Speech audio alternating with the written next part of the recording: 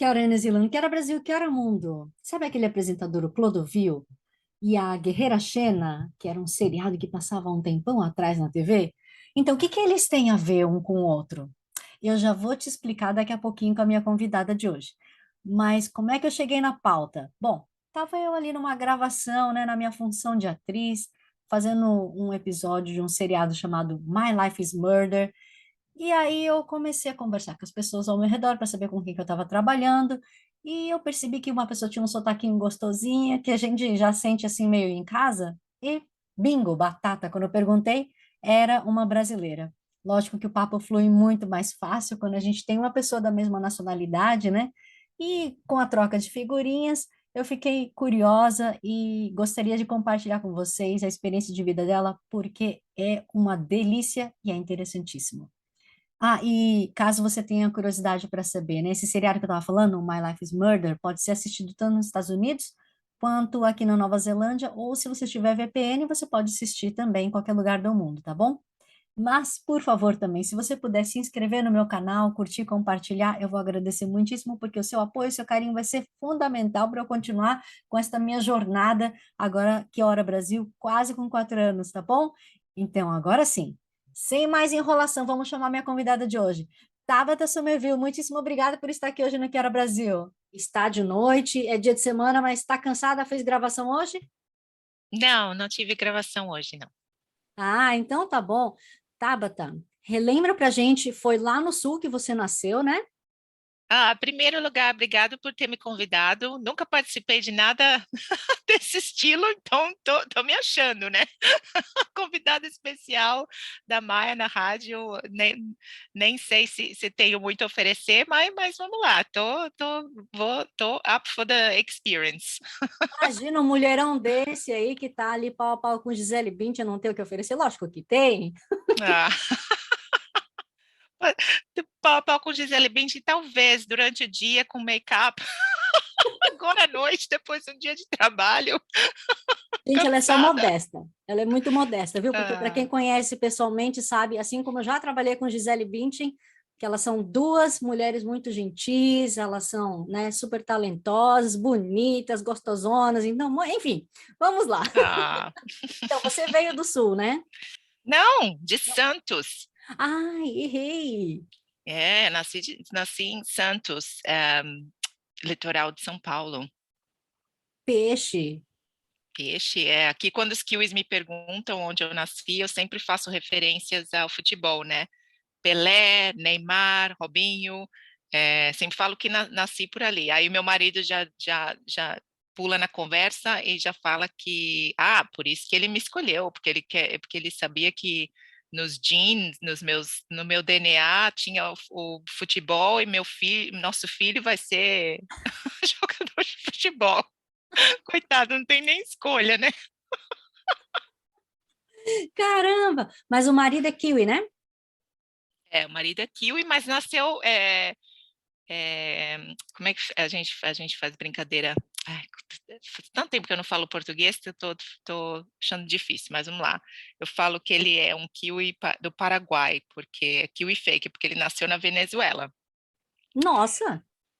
Mas de pais kiwis. Hum, Ele morou na Venezuela por 2 anos já. Aqui os pais dele trabalhavam com importação de conchas, de pepino do mar, um monte de coisa frutos do mar. daqui. Isso, exportando coisas daqui, sorry. E aí teve uma oportunidade na Venezuela e eles foram morar lá por um tempo e foi onde ele nasceu. Que diferente, né? Pois um kiwi que nasceu na Venezuela. Acho que eu não conheci outro ainda não. Mas você conheceu ele lá? Não, né? Não, eu conheci ele em Londres. Ah, não, mas pera, não vamos botar, né, o carro na frente dos bois.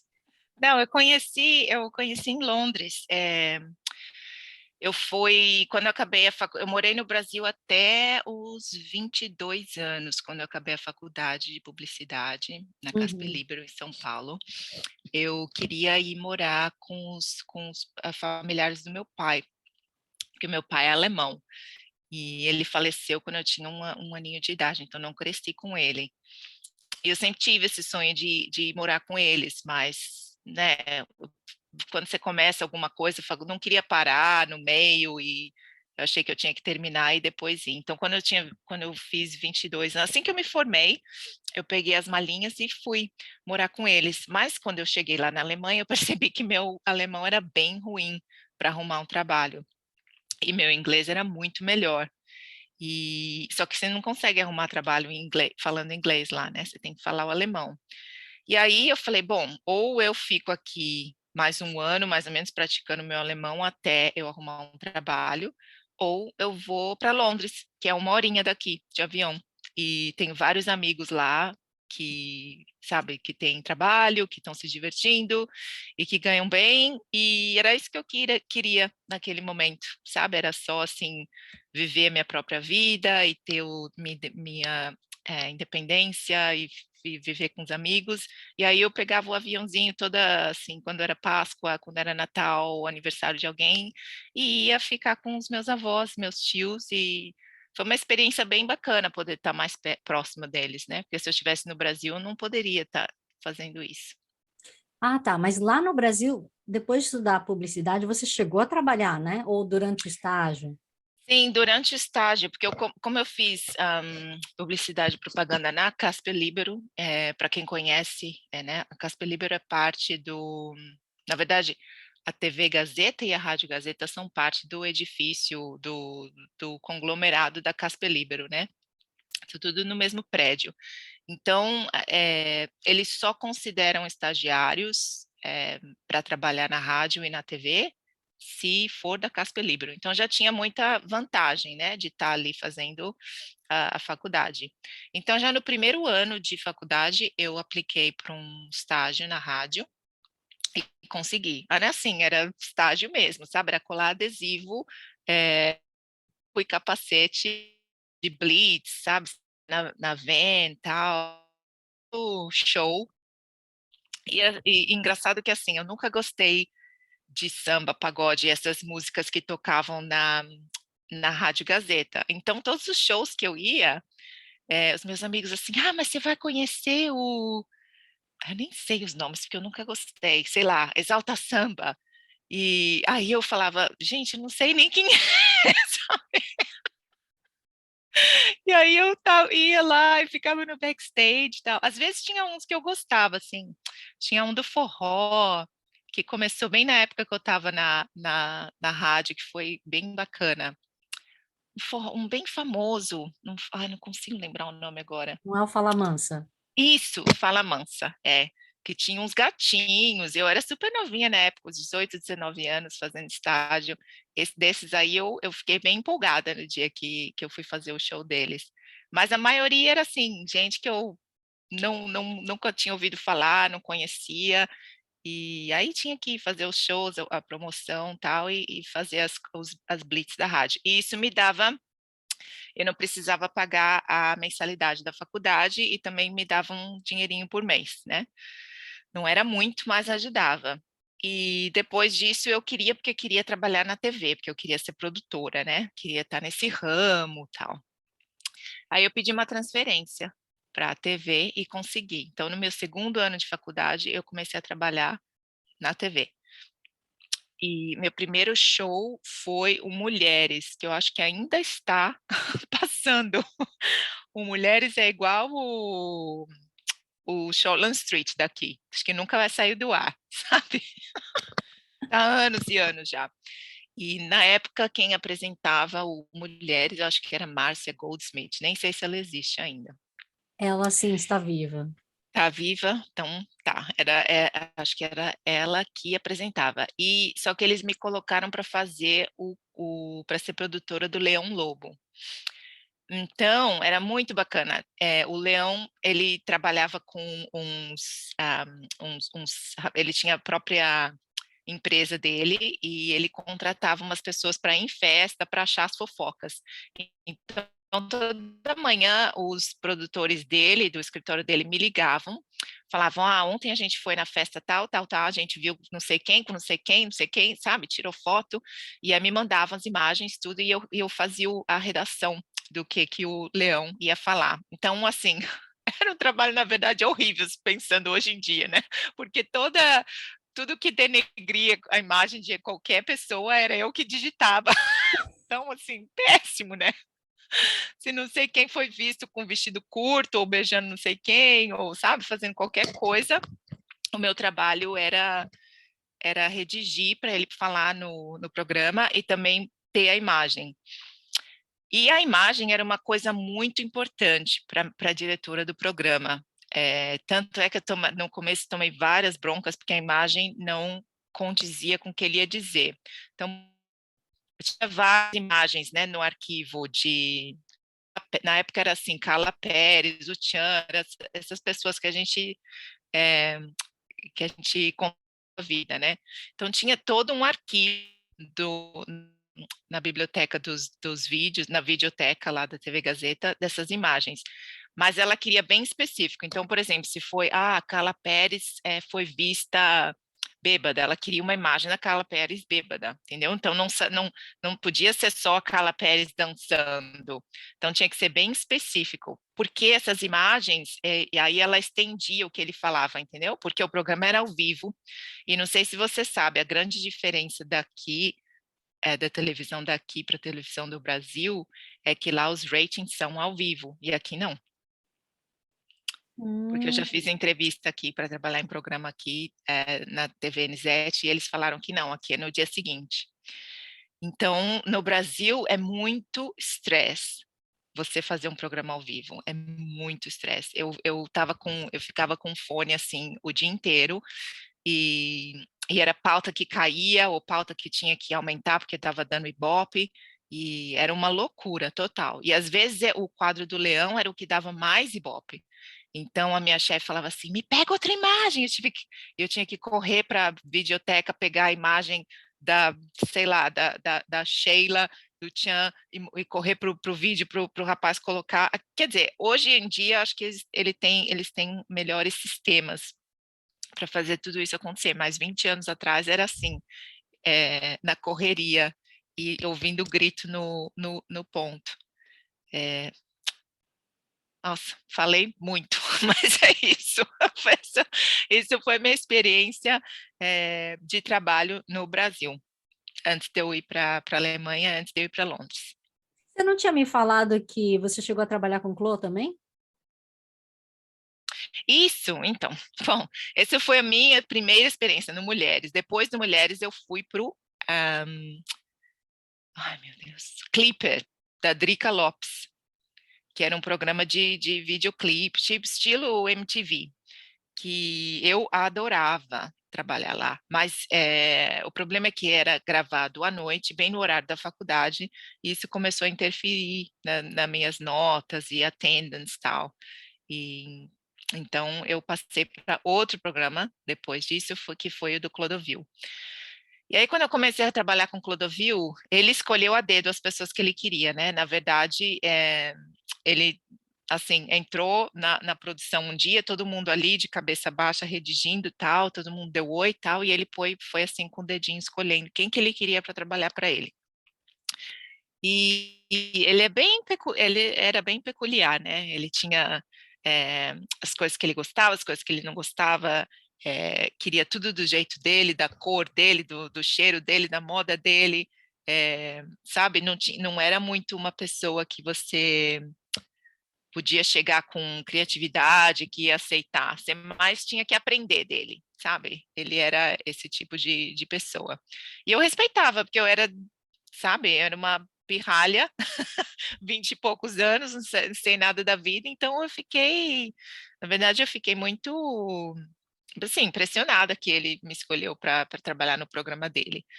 E como ele escolheu só seletas pessoas, só eram 4 pessoas trabalhando lá, o que eu fazia, na verdade, eu me sentia muito mais válida do que nos outros programas. Parecia que nos outros programas eu era assim, só mais uma, e quando eu fui para trabalhar para ele, eu realmente adicionava valor. Principalmente porque ele, ele, ele challenge, como é Te que fala challenge em desafiava. português? Desafiava. Então, por exemplo, ele me ensinou a não ter, sabe, a não ter medo de não, me ensinou a sonhar alto. Por exemplo, no Mulheres, ou no programa do Clipper, a gente meio que se sentia assim, a gente é só TV Gazeta, né? A gente não vai conseguir trazer grandes nomes, tal. Quando eu comecei a trabalhar com ele falava assim para mim, não, você vai me trazer Luigi Baricelli, você vai me trazer Thaís Araújo. E ele assim, eu te ajudo no começo, sabe? E aí ele sim redigia, me ajudava a redigir a carta para a Globo para pedir autorização, me dava o telefone pessoal dos artistas. Então ele me ajudou muito a ter essa carteira de telefones, de contatos, de saber como fazer no começo. E aí, depois do primeiro mês, assim, eu estava trazendo, sabe, Marlene Matos, estavam trazendo entrevistas, assim, que eram fodas mesmo pro show. Então, eu senti que eu fiz bastante diferença, porque ele me acolheu e me deu essa chance de progredir. E fora isso, ele via assim em mim, ele queria porque queria me colocar nas revistas dele e faz desfiles, essas coisas, e eu fazia também, né? Se bem que na época eu pensava assim que esse tipo de atividade não tinha muito futuro, sabe? Isso é uma coisa que sempre vem na minha mente, assim, se talvez eu tivesse colocado mais esforço nisso, o que que teria saído, sabe? Assim, não me arrependo da minha vida hoje, estou feliz com o que eu construí, mas é uma parte de mim, assim, que eu sempre gostei de fazer também, essa parte artística, né?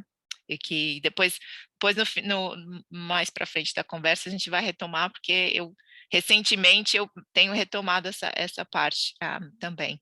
Uhum. Mas é isso, a gente tinha uma amizade muito bonita, eu fui para casa dele várias vezes em Ubatuba, eu respeitava muito ele, e tenho muitas recordações, né, muitas revistas dele para mostrar, e shows gravados, acho que minha mãe ainda tem muito VHS de shows que eu apareci ou que eu fiz, muitas histórias para contar. Ele é muito, muito engraçado e muito inteligente.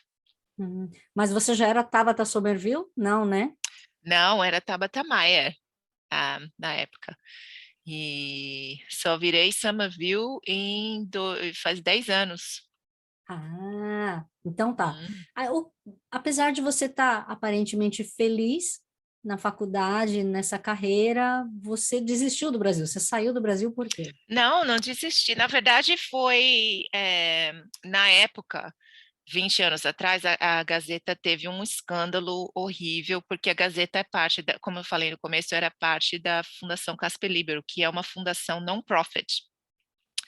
Então, não sei se você vai lembrar, mas na época teve um escândalo, saiu em tudo quanto é jornal, que descobriram que estavam fazendo profit, entendeu? Então, como uma maneira de se safar de taxes e tudo mais, das multas, eles tiveram que mandar todo mundo embora e assim pagar ai, nem me lembro como que chama isso em português.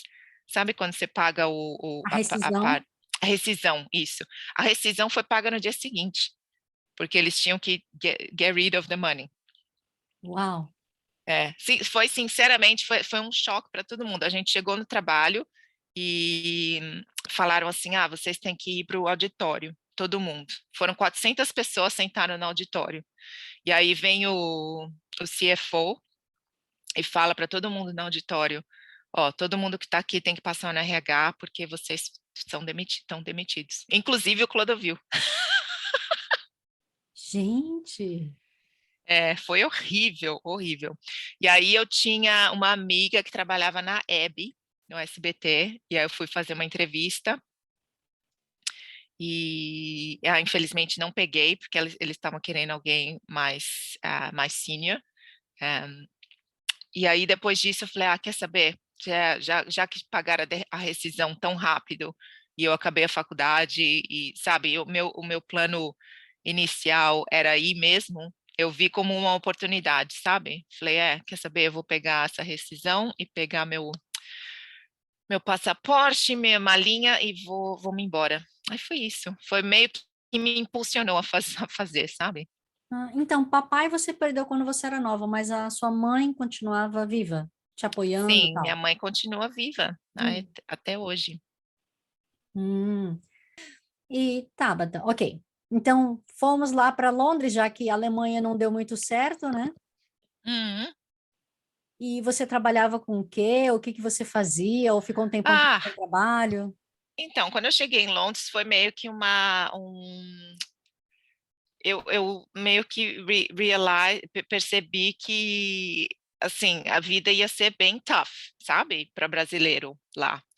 Por mais que você tenha passaporte europeu, por mais que você seja branco, por mais que você fale inglês bem, você ainda é brasileiro, você ainda tem sotaque, você não tem experiência nenhuma trabalhando lá.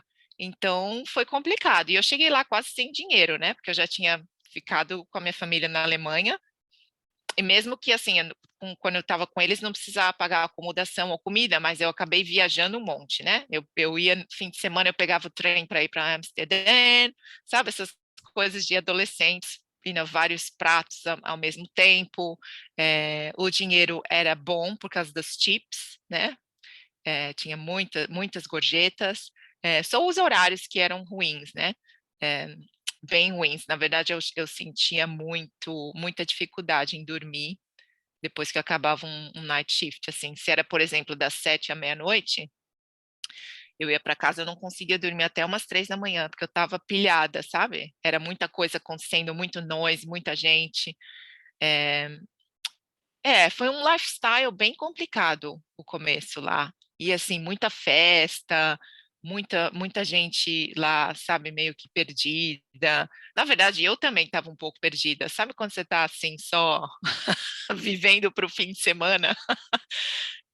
Mas na verdade eu acho que era isso que eu queria, meio que, sabe, me encontrar, descobrir quem eu era, descobrir as coisas que eu gostava, o que eu não gostava.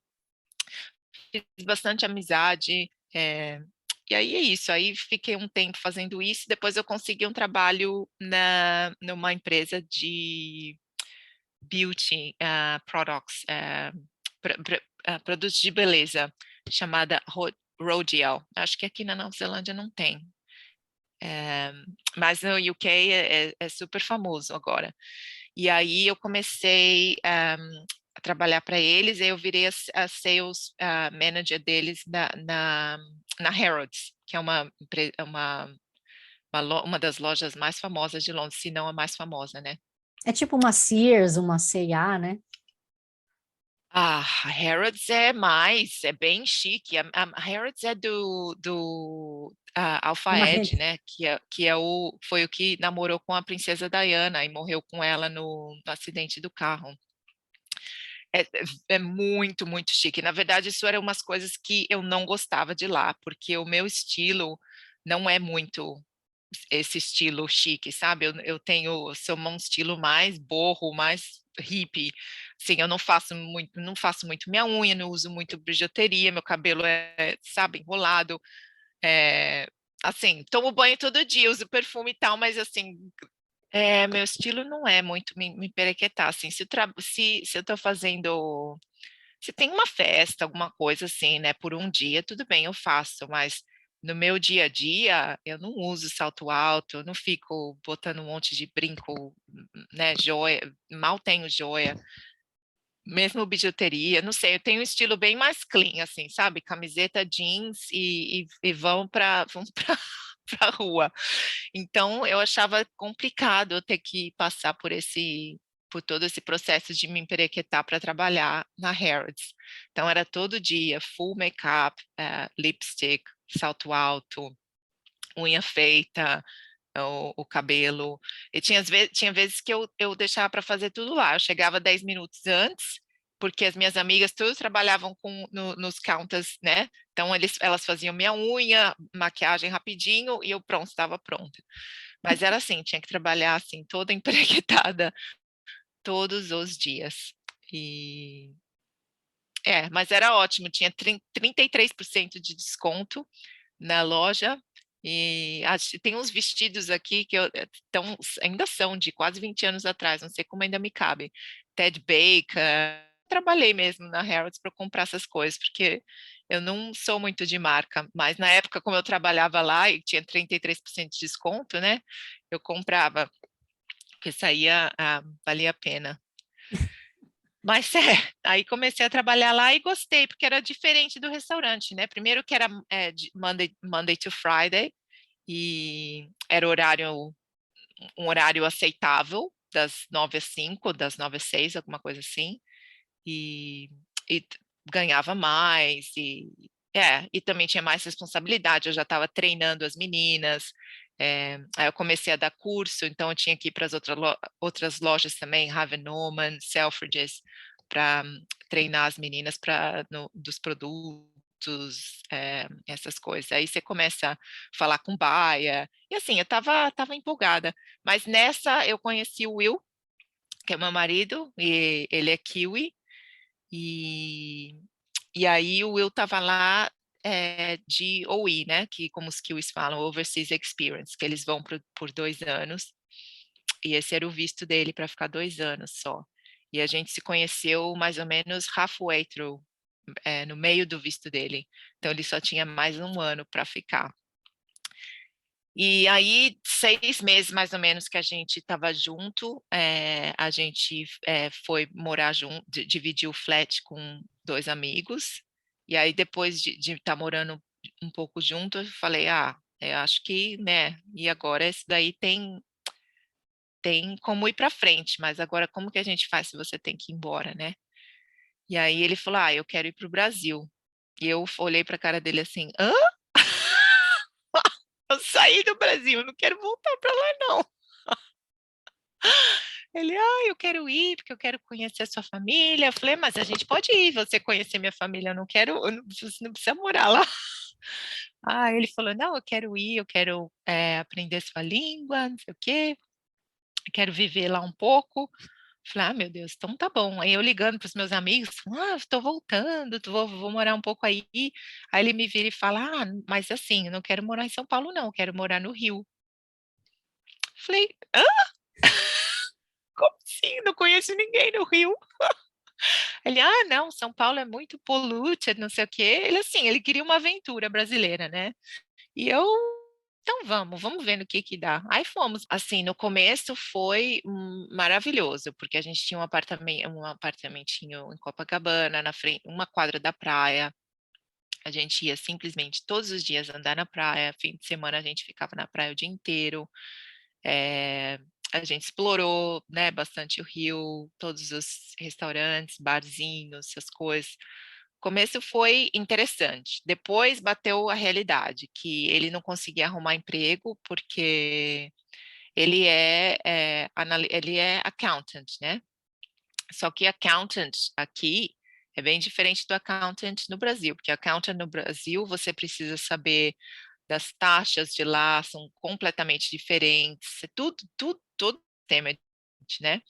E mesmo ele sendo, na verdade, accountant, ele é commercial accountant, né? Então ele não é accountant de PwC, Ernst Young, tal. Ele trabalha para a fronteira, então é uma parte mais comercial. Ele faz, por exemplo, parte de budget, o que eles vão gastar em marketing, o que eles vão gastar em sales, um pouco diferente. Então ele achava na cabeça dele que por ser diferente, porque a formação dele não era a formação de taxas, tal, que ele podia arrumar alguma coisa. E ele tentou tanto arrumar, e quase que deu, na verdade, com a Coca-Cola, ah, uma época, mas não rolou. E nisso já estava assim, um ano que a gente estava lá, e ele dando aula de inglês, sabe? E eu estava vendo que estava deteriorando ele, assim, não estava usando o cérebro, né? Ego, assim, várias coisas afetando ele. Mas ele nunca falava que queria ir embora. E eu não queria estar ali. Então, para mim, assim, eu não sabia mais o que a gente estava fazendo ali, sabe? E aí, depois de uma época, eu peguei e falei, eu acho que não tem mais sentido a gente ficar aqui. Eu já estou com quase 30 anos, eu estou querendo, eh, sabe, catar minhas trouxinhas e colocar num lugar só, e colocar quadro na parede, sabe, não quero morar em casa alugada mais. E eu falei: "Ah, eu acho que a gente tem que ir embora, ir pra Nova Zelândia e arrumar a nossa vida". E aí foi isso que a gente fez, e chegamos aqui, moramos com os pais dele em Wellington por um tempo, porque os 2 também sem emprego, mais uma vez, essa coisa de viajar, volta, tenta arrumar a vida, né. Mas quando eu cheguei aqui, eu falei para mim mesma, eu tinha certeza que é isso, eu não vou mais ficar para lá e para cá não, e agora é isso, a gente vai settle down, vai comprar nossa casa, vai casar, vai ter filho, vai ter vida mesmo, sabe, vamos criar raiz. E isso, então, é o que a gente tem feito nos últimos 10 anos. Ah, Tabata, só de curiosidade, lá no Rio você estava trabalhando com quem quando seu marido estava dando aula de inglês? Com sales também, eu era diretora comercial do CNA, Escola de Inglês. Então eu desenvolvi todo o processo para eles fazerem, em company, que eles queriam dar aula, dentro das empresas. Então fiz todo o marketing, website, toda a estratégia de comunicação e consegui os primeiros clientes também, para eles darem, as aulas em company. Uau! Essa mulher não para, é uma machine. Na verdade foi um challenge bem grande, porque eles não tinham nada estruturado. Então eles me chamaram para fazer tudo mesmo. E assim, não era uma role que eu tinha budget para contratar mais gente, nada, sabe? Então eu meio que fiz tudo eu mesma, e aí eu outsource, por exemplo, eu nunca criei website, então eu fiz um outsource de uma empresa, mas assim, eu dava todas as diretrizes para eles de como o website tinha que ser e tudo mais, porque eles não tinham muita fé nessa parte do Corporate. business, da operation, sabem? E aí eu mostrei para eles em 6 meses que se feito, certo, seria uma parte enorme do business, porque, uma dos,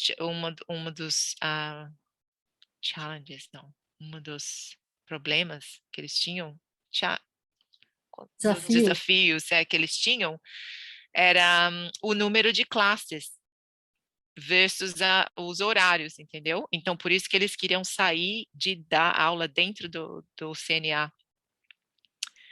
E aí eu falei, não, nós vamos conseguir, nós vamos conseguir. É só vender diferentemente, porque o CNA tinha essa coisa de ser, mais para criança, mais para, sabe? Então, quando o site foi todo reformulado e era meio que uma parte, era um braço do CNA, a parte do Incompany, aí começou a take off. É, foi bacana. Mas assim, eu não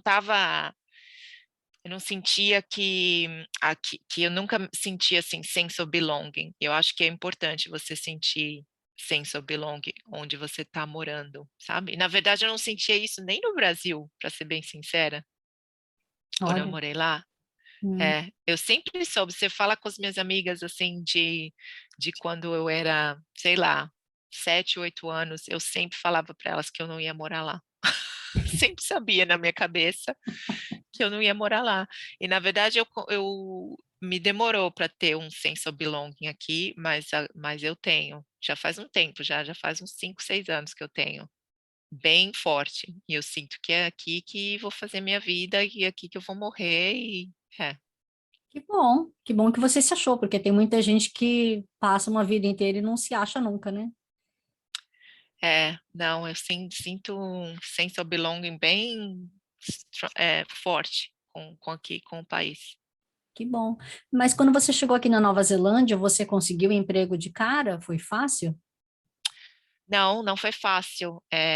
Como eu te falei, eu queria voltar a trabalhar com essa coisa de televisão, de produtora, né? Na verdade, minha carreira, desde que eu fui mandada embora lá do programa do Clodovil, na época na TV Gazeta, eu sempre quis voltar a fazer isso. Tanto é que no UK eu tentei, nunca consegui. E assim, eu conseguia outros trabalhos, aí eu ficava porque eu acabava gostando, porque o dinheiro era bom, e eu começava a priorizar outras coisas. E eu me sentia assim que eu nunca priorizei a carreira tanto, sabe? E aí, quando eu cheguei aqui, eu tentei, eu fiz uma entrevista na TV NZ, e passei para a segunda fase, e eu tive bastante feedback, e o feedback, na verdade, na época foi que culturalmente eu precisava morar um tempo aqui para conhecer mais, sabe, da cultura e tal, porque era muito cedo ainda para eles me darem uma role de producer num show, sendo que eu não conhecia, por exemplo, não tinha ideia de quem, do histórico político, do histórico cultural, o que eu achei um fair point, sabe? Eu não tinha como argue com eles sobre isso.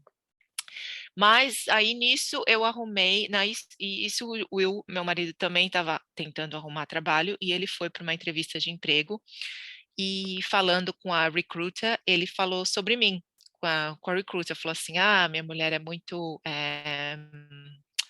go-getter, não sei o que, você precisa conhecê-la, tal. Aí a recruiter falou assim, mas, vou bater um papo com ela, eu não recruto na área que ela tá querendo mais, assim, contatos, né? E ela topou tomar um café comigo, e aí no final do nosso café ela falou, vem trabalhar para minha empresa, para minha recruitment agency. Aí eu falei, nunca fiz recruitment, mas, né, acho que não é tão difícil assim, na verdade, você vai vender pessoas, né? E aí foi, ela me ensinou tudo, eu fiquei um ano e meio, mais ou menos, trabalhando na Global Career Link em Wellington. Eu adorava, porque o pessoal era demais, era, assim, tudo um pouco mais novo que eu, e, assim, me mostravam todos os bares de Wellington, o pessoal super animado, e o office também era assim, sempre tinha aniversário, a gente parava de trabalhar mais cedo e comprava bolo, e tinha beer and chips toda sexta, sabe? Era uma animação total. Eu lembro que assim, eu estava com a empresa uns 3 meses, e o chefão levou a gente para o Marlborough Sounds para comemorar o End of Financial Year. Eu falei, gente, nunca fiz, não, no Brasil, não sei se tem essas coisas, sabe? Você vai viajar, tô na empresa só 3 meses, já vou numa viagem dessa, assim.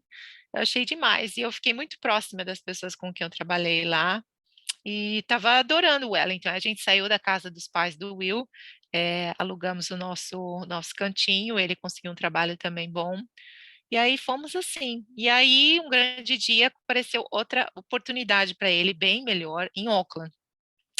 E aí ele veio me contar que a gente tinha que mudar, e eu fiquei muito decepcionada. Eu até me culpo, porque ele todo empolgado, querendo me contar aqui do trabalho novo de Auckland, e eu desabei a chorar, porque eu gostava muito de Wellington, estava perto dos pais dele, sabe? Que você já começa a imaginar, quando a gente tiver filho, vai ser bom estar perto. Eu fiquei muito chateada, mas assim, vim, né, porque a oportunidade era muito melhor para ele, e assim, quando a gente colocou no papel com o que eu ganhava, tal, e mesmo para mim, para eu trabalhar aqui em outra coisa, seria bem melhor. Aí fizemos isso, viemos para cá, para Auckland, e ele conseguiu o trabalho, e eu consegui um outro trabalho também melhor. E aí aí compramos nossa casinha, nossa primeira casinha, tivemos nossa primeira filha.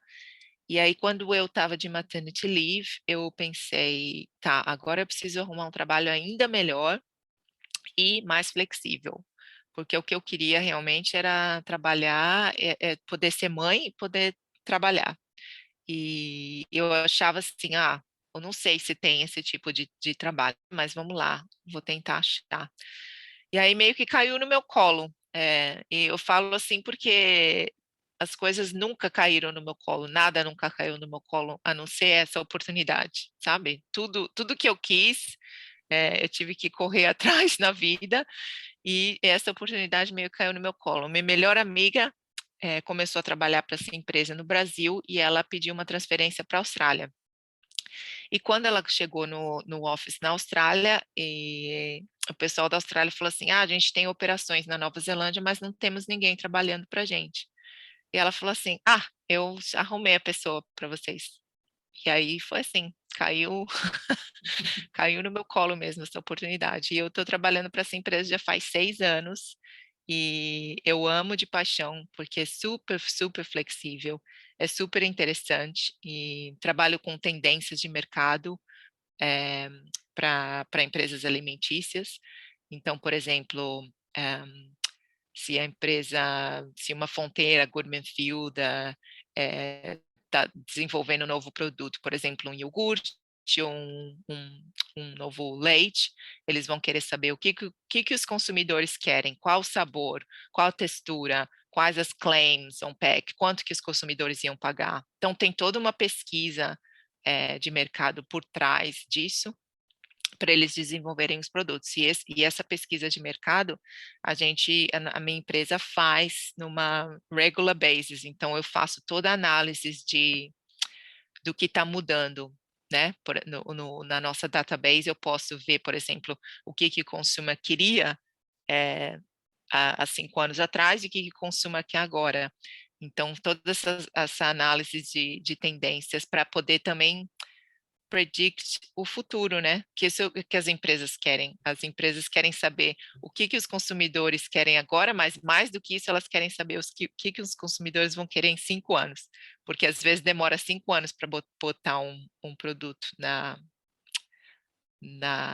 prateleira. Uhum. E Você aí é isso, eu tô trabalha com a bola de cristal. mais ou menos, mais ou menos. E eu acho bem interessante, estou bem feliz trabalhando para eles e tem essa flexibilidade. Então, por isso que agora eu estou tentando me dedicar um pouquinho mais a essa parte artística, né? Que foi onde a gente se conheceu. Uhum. Mas antes disso, você chegou a ter um segundo bebê, né? Sim, meu filho, Eduardo. Hum. Você chegou a me contar também que não foi uma coisa tão simples, né? O processo de gestação. Não, não foi. Como eu te falei, a gente perdeu nosso primeiro, né? Antes da Gabi, e foi bem uma fase bem dark. Um, eu acho que quando é o primeiro, né? Você não sabe do seu corpo, você não sabe quando que você vai conseguir, você não sabe se seu corpo é capaz de conseguir. É, e como eu queria muito, assim, eu já estava com essas ideias de ter filho antes do meu marido dizer sim, porque ele é bem mais assim, finanças, vamos comprar casa, tal. Eu queria muito. Então, assim, quando eu testei positivo, eu já saí contando, sabe, para os amigos mais próximos, para a família, para mim já era um done deal. Porque eu sou assim, a minha personalidade é assim, eu sou super positiva. E eu tenho gente falando assim para mim, mas às vezes você tem que pull back. E o que eu falo, assim, o destino é o destino. Se é para ser, vai ser. Se eu pull back ou não. Então eu prefiro ser positiva, porque você não pode mudar o outcome das coisas, né? E, e eu prefiro ser positiva, porque eu não acho que vai mudar nada se eu vou ser positiva ou se eu vou ficar neutra, sabe? Então, assim, não mudaria a minha reação, porque eu estava super feliz e foi o que eu senti na época, mas também foi um baita de uma queda, né? Porque foi uma fase ruim quando a gente perdeu. E foi mais assim, me senti, acho que bem comum, né, para as mulheres. Você se sente, você não quer falar sobre o assunto, você se sente, você vê outras mulheres grávidas, você pensa, quando que você vai estar? Você fica toda sensível, né, sobre o assunto.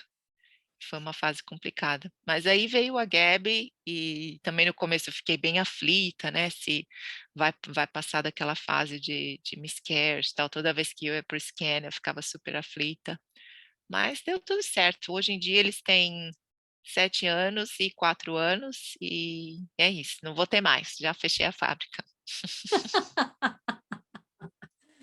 É, apesar de que a gente nunca pode dizer nunca, né? Por mais que feche a fábrica.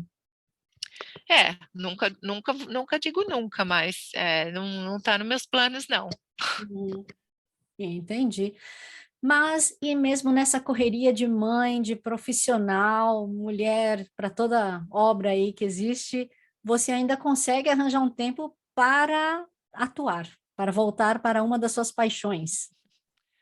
Eu fiquei bem feliz. Ultimamente eu mudei de agência e isso acabou ajudando a impulsionar um pouco, né? Que ela me colocou para a mesma que para a série que você fez comigo e que foi o My Life is Murder, que agora já acabou de gravar, a gente pode falar. Na verdade, está para sair no ar daqui um mês, mais ou menos. Está no Acorn TV e na TVNZ. E foi bem legal. Eu me senti assim que realmente eu preciso fazer mais essas conexões, porque me trouxe bastante self-esteem, sabe? Só de estar envolvida nisso de novo, por mais que o papel tenha sido super pequeno, sabe? Mas só de estar perto do pessoal da produção e ver como as coisas são feitas, eu gostei bastante. E daí veio a outra, né? Como eu te falei, vou começar a gravar, acho que daqui uma semana ou duas, e que eu fiquei bastante feliz também, que veio por contatos, né? Que essa indústria é assim, você começa a trabalhar em você faz contato e aí é assim que as coisas fluem. E então acho que agora a próxima que eu vou fazer vai ter bem mais exposição, porque é uma role fixa, né? Que legal. Mas aí você vai conseguir conciliar, então, o trabalho. Eu falei para eles, eu tenho um trabalho, né? Então quando as gravações forem de manhã ou à noite, eu posso ir, porque geralmente ela falou, geralmente às vezes começa às 6 da manhã, e às vezes às 8h30 já está wrapped, já acabou. Ou é à noite também, essa parte dos policiais. Então, vamos ver. O dia que eu não puder ir, não posso ir, sabe? E aí vamos. Tem 6 policiais, então, assim, acho que eles já accounting para alguns não poderem ir às vezes, né? E não me deram o nome ainda, mas me deram acho que eu sou sargenta número 5. E tiraram foto para o crachá e tudo mais. Já provei o outfit e police officer. Mas não tem arma, nada, é só o rádio, o crachá, o, para Para ir. escrever as notes, o livrinho e o cap, tudo mais. É bacaninha o outfit. Aí vamos ver as cenas, como vai. O que eu quero mesmo é ter lines, né? E fazer um pouco de acting. Mas assim, também já ouvi que se você tá lá todo dia, que podem depender de você, acabam te dando lines, porque eles escrevem é isso que eu também entendi da indústria, né? Eles escrevem os sides dia após dia, sabe? Então não é igual ao filme que você recebe o script inteiro e aí você decora as cenas que você vai fazer no dia. A série é completamente assim, tem uma ideia inicial, mas como ele chama sides, né, o script é escrito dia após dia. Então, os atores têm muito pouco tempo para decorar. Tanto é que quando aconteceu quando a Lucy pegou COVID, que a gente estava na cena com ela e me chamaram para ser double, eles me mandaram o script e aí no dia seguinte eu tinha que aparecer lá e falar as lines, porque o tempo da line tinha que account para o tempo que ela também ia falar, entendeu? Porque depois eles iam fazer a edição tirando a minha voz, mas tinha que ser o mesmo tempo, tinha que ser o mesmo movimento de cabeça, de mão, tal.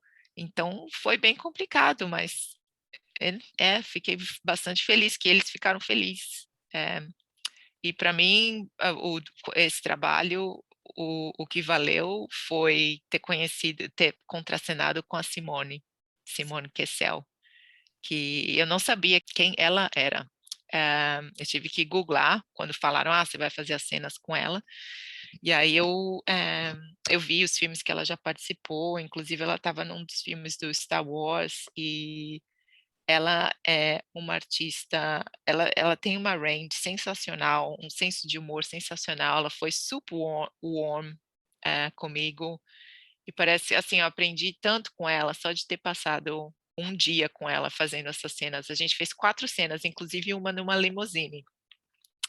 E ela ficou super thankful que eu decorei todas as falas, que ela pôde, na verdade, interagir comigo, que ela falou que ela já fez filmes ou produções que a pessoa não pôde ir no dia e que ela teve que ler as lines dela para uma tennis ball, sabe? E foi bem complicado para ela. Ela falou assim: nossa, você me ajudou muito, só de ter esse, né, tete a tete, de eu poder falar e você falar as lines também. Foi bem bacana. Eu gostei. E como eu te falei, parece que alguma coisa reacendeu em mim, então vamos ver onde vai dar. Para quem não se lembra, ou para quem não sabe, a Lucy, que foi mencionada agora há pouco, é a Xena, a guerreira Xena, né? Então, para muitos marmanjões e tio-suquitas de atualmente, ela era, sim, a deusa maravilhosa, né? A musa inspiradora de muitas pessoas, inclusive de nós mulheres, né? Porque ela é uma guerreira empoderada, uma mulherão, né? Que Ela é bate muito marmanjo.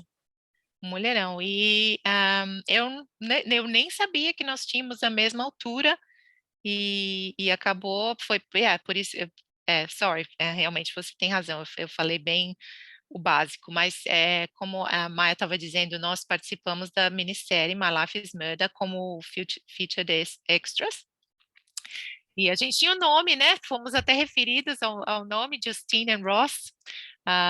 Acho que vai aparecer lá no final do episódio 9, nosso nomezinho. Enfim, então nós estávamos lá fazendo essa role, e aí a Lucy pegou COVID. Eles tinham muitos artistas voltando para a Austrália, para Canadá, que iam contracenar com ela aquela semana. Então, eles precisavam de alguém urgentemente. E aí, no dia seguinte, me ligaram, falaram: olha, você tem a mesma altura dela, vem aqui provar a peruca. Falei: Jesus, mas como assim? Sim, você vai assistir os vídeos como ela anda, como ela fala, e vai botar peruca e vamos que vamos. Você vai ser double. Nunca tinha feito double na vida. E aí foi que foi. Que legal. Se alguém estiver assistindo isso e tiver curiosidade de ver, eu vou botar umas fotos no meu Instagram que chama tabs.loves.acting. Tabs Loves Acting. Então, vocês podem me seguir lá e eu vou botar umas fotos para vocês verem a peruca e toda a transformação. Muito legal, inclusive, eu já sigo. Vou deixar depois aqui também na tela, né? Para quem não conseguiu pegar aí, eu sei que é difícil, né? Ainda mais inglês, mas enfim. E Tabata, depois de ser uma policial, né? Quer dizer, vai ser uma policial em breve. Os seus filhos, eles podem assistir o que você faz, ou você acha que não é safe ainda para eles? Eles podem assistir, inclusive a minha filha, outro dia, ficou perguntando bastante do comercial do New World, porque alguém da escolinha dela lembrou, e ela falou, sim, sim, a minha mãe, e ela já tinha assistido, mas ela tinha esquecido. Aí eu achei para ela no YouTube, ela ficou assistindo, vendo, vendo, ela me perguntou como foi gravado, me perguntou se o bebê era ela. Eu tive que explicar que não, que era outro bebê, que eu só fiz o papel da mãe. É, ela gosta, mas eu acho cedo ainda para ela estar fazendo esse tipo de trabalho. Na verdade, eu conversei bastante com o pessoal da produção sobre isso, e a preferência deles de idade para criança é mais ou menos 9, 10 anos. Porque, primeiro, eles já leem super bem, né? Que eles já podem ler o script, ele já tem um entendimento melhor de postura, né, eles falaram que, assim, a cidade ainda 6, 7 é bem complicado, e ainda mais porque ela está sem dente. Os dois da frente estão caindo, e ela está tá complicado dela até pronunciar algumas palavras, sabe? Então, acho que ainda não é a hora certa. Eu acho que tudo tem sua hora, né? Você tem que saber quando que é a hora melhor. Ela faz drama na escola, né? Essas coisas, ela faz pecinha, ela tem feito até vídeo, porque por causa do COVID e tal, porque geralmente a gente ia na escola assistir a peça de fim de ano, agora tem feito vídeo. Mas para fazer profissional, vamos ver, se aparecer uma audition tal, eu levo, mas eu não vou puxar ainda não, que eu acho que ainda tá cedo. Uhum. E o seu marido, tudo bem se você tiver que fazer uma cena de beijo, um nu? Não sei, acho que eu não sei se eu falaria, não. Pedia não sei se eu pediria permissão. Acho que eu só mostraria depois e falava: Ah, te falei, amor, que ia ficar bonito.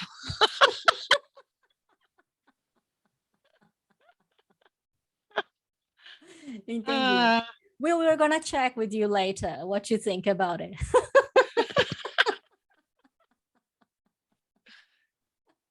Anyway, Tabata, com tantas coisas acontecendo na sua vida, o que que você tem de próximos projetos e planos? Vai continuar trabalhando nessa área? É assim, nessa empresa que você está? É fulfilling? Você acha que você já se encontrou? Ou tem muita coisa ainda diferente? Você quer mudar de área? Quer estudar coisas diferentes? O que que você quer fazer? olha, eu acho que eu só deixaria essa empresa se me dessem se eu conseguisse um papel assim de principal numa série que que eu teria que me dedicar full time mesmo, sabe? E assim, nada é impossível, pode acontecer. Acho que não está na hora ainda, acho que ainda não tenho experiência, acho que ainda tem que fazer, sabe? Eu vou fazer esse do policial no Brokenwood Mysteries.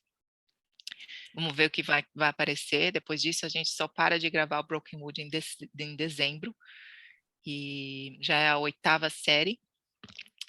E aí, depois do Brokenwood, vamos ver o que vai aparecer. Mas assim, de repente, daqui a uns 2, 3 anos, eu consigo um papel mesmo. E aí seria a hora de rever, né, minhas escolhas, mas eu gosto muito da empresa que eu trabalho, eu acho interessante, é bem flexível, eu ganho bem, eu tenho meu time, eu viajo, eu estou para ir para a Inglaterra em setembro, a trabalho, inclusive meu marido vai comigo, a gente vai tirar umas fériasinhas, vamos para Santorini, que sempre tive na minha bucket list, nunca consegui ir antes. E vamos deixar as crianças com os pais dele, e vamos lá, esse é o projeto daqui até o fim do ano, e no ano que vem eu estou indo para Cancún com as minhas melhores amigas, a gente tinha feito um plano de passar nossos 40th aniversário lá, mas não conseguimos por causa do Covid, aí falamos, então vamos passar o 41. Mas agora também contei para todo mundo a minha idade.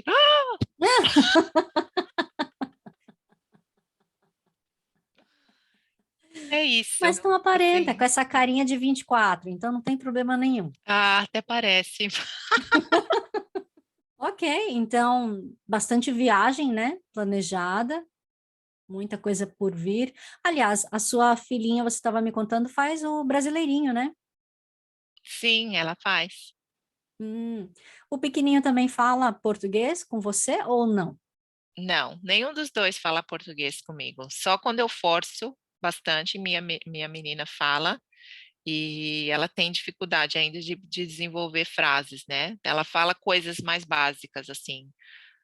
Mamãe, por favor, quero queijo. Mamãe, ligar para vovó. Essas coisas mais básicas ela fala, mas manter uma conversa assim ainda não. E vamos ver. Acho que os dois precisam de uma viagenzinha para o Brasil para reignite o interesse. Hum. Quando você conhece mais pessoas, né? Quando você tem parentes lá e você tem que falar, é um pouco Falar. diferente. Esse é o problema também. Eu acho que, como minha mãe fala inglês, e quando ela vem para cá, sabe, não tem muito problema de comunicação, não tem esse é, Assim. pull para estar aprendendo tão rápido. E eu, como eu te falei também desse sense of belonging, eu não acho que eu vou morar mais lá, ah, e não tenho muitas. muitas raízes lá, talvez porque por ter tido, sabe, mãe brasileira, mas pai alemão, e essa coisa de ter sido criada pela minha bisavó e, claro, ela já faleceu. Eh, eu sinto que agora a minha família está aqui, minha família são meu marido, meus filhos, e aqui é o meu lugar, pelo menos por enquanto. Que ótimo. E não deixa de ser por isso que você está usando a Aotearoa, né? Na camisa. Ah, é? Pois Muito é. bem. E ó, eu te avisei, chegou aquele momento que você vai me dizer que música brasileira você vai escolher e você vai dedicar para quem? Ah, tá. Eu gosto muito do Lulu Santos, eu tô bem, desatualizada, de música, então, assim, a música que eu quero escolher é bem velha, eu espero que o o povo lembre, mas eu acho a letra linda e era uma letra que eu cantava muito para o meu marido quando a gente morou no Brasil, eu gostava muito, e eu cantava para ele, e mais ou menos assim: "A gente vive junto, a gente se dá bem, não desejamos mal a quase ninguém.